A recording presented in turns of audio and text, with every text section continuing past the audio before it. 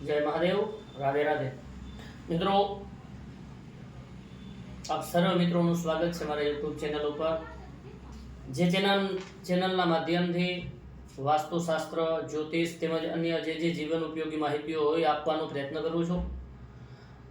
आज एक सुंदर मजानो आवो ज नानकड़ो एवो उपाय छे अने वास्तु टिप्स कही छे एनु के आ वास्तु टिप्स छे।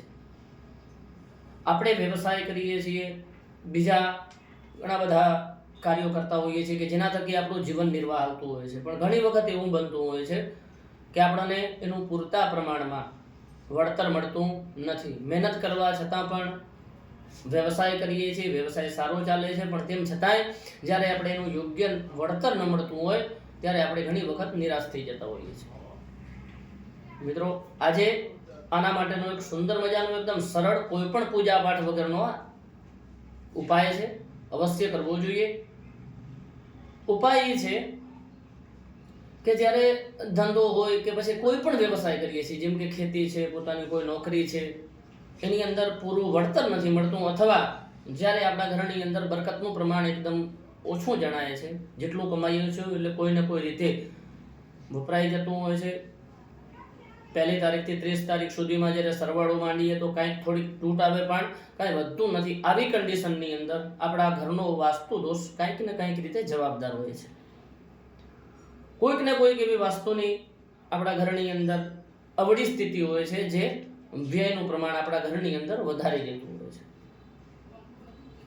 આ વાસ્તુ દોષોને દૂર કરવા માટે જો આપણે કોઈ પણ પ્રકારની તોડફોડ કરશું તો 100% એ આપણા માટે ખર્ચાળ સાબિત થશે અને આપણા બજેટ બહાર નીકળી જશે। એક તો આર્થિક તંગીથી બેહાલ હોઈએ અને એમાં જો તોડફોડ કરીને કાંઈ નવું કન્સ્ટ્રક્શન કરવાનું થાય તો 100% આપણા માટે મુશ્કેલ હોય છે।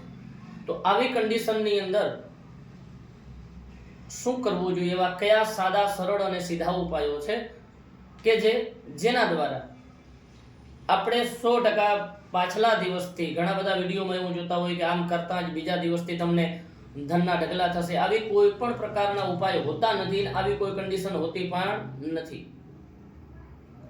અહીંયા હું તમને જે ઉપાય બતાવવા જઈ રહ્યો છું, તમને જે તમારે ખુદે કરવાનું છે એની અંદર તમને રાહત મળશે અને તમે જે વ્યવસાય કરતા હશો એ સારો ચાલશે, તમારા ઘરની અંદર બરકતનું પ્રમાણ રહેશે, તમે જે મહેનત કરો છો એ પ્રમાણે તમને યોગ્ય ફળ મળશે। એના માટેનો આ ઉપાય છે। પણ આજ કરવાથી પાછલા દિવસથી પરિણામ નહીં મળે, ધીમે ધીમે ધીમે તમે જ્યારે એનો સંપૂર્ણ સરવાળો માણશો ત્યારે તમને 100% એવું રિઝલ્ટ દેખાશે કે ના, પહેલા કરતાં હવે આપણી કન્ડિશનની અંદર સુધારો થયો છે આ ઉપાય કર્યા પછી।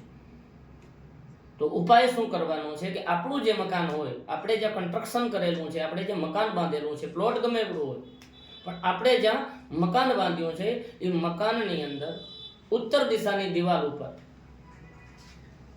ઉત્તર બાજુની જે દિવાલ હોય એમાં મધ્ય ભાગની અંદર જ્યાં પણ રહી શકે હોય એવી જગ્યા ઉપર આપણે કુબેર ભંડારીની નાની એવી મૂર્તિ લગાવી દેવાની છે। એ કુબેર ભંડારીની મૂર્તિ ગોલ્ડ ઉપર પણ હોય, ગોલ્ડ નથી કહેતો, સોનાની નથી કહેતો, પણ ગોલ્ડ કલરની પણ હોય અને સિલ્વર કલરની હશે, અથવા તો લોખંડ સિવાયની કોઈ પણ ધાતુની બનેલી હશે તો હાલશે।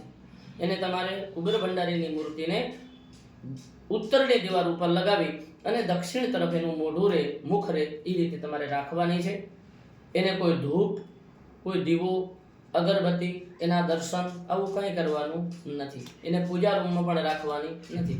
માત્ર ને માત્ર એક જેમ આપણે આપણા ઘરની સુંદરતા વધારવા માટે શોપીસ તરીકે રાખીએ છીએ, આ રીતે તમારે એક માત્ર કુબેર ભંડારીની મૂર્તિ રાખી દેવાની છે। સુંદર મજાના સારા પરિણામો મળશે।